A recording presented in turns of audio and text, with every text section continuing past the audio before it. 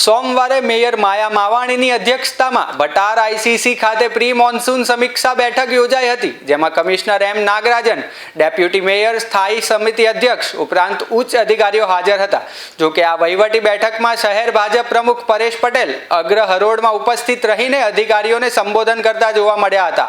આ બાબતે મનપાના સત્તાવાર સોશિયલ મીડિયા એકાઉન્ટ પર વિડીયો અપલોડ કરાતા શહેરમાં રાજકીય ગરમાવો આવી ગયો છે. આ મામલે પૂર્વ કોર્પોરેટર અસલમ સાયકલવાલાએ મ્યુનિસિપલ કમિશનરને પત્ર લખીને સખત વિરોધ નોંધાવ્યો હતો. પત્રમાં આક્ષેપ કરાયો છે કે કોઈ પણ પ્રકારના સરકારી પ્રોટોકોલમાં ન આવતા હોવા છતાં ભાજપ પ્રમુખનું ઉચ્ચ અધિકારીઓની બેઠકમાં અગ્રસ્થાન મેળવવું અને સંબોધન કરવું તે મનપાના ઇતિહાસમાં અભૂતપૂર્વ છે. આનાથી શહેરના પ્રથમ નાગરિક ગણાતા મેયર પદની ગરિમા ઝાંખી પડી છે અને હાલના શાસકો વહીવટી કુશળતામાં સક્ષમ ન હોવાનો સંકેત જાય છે.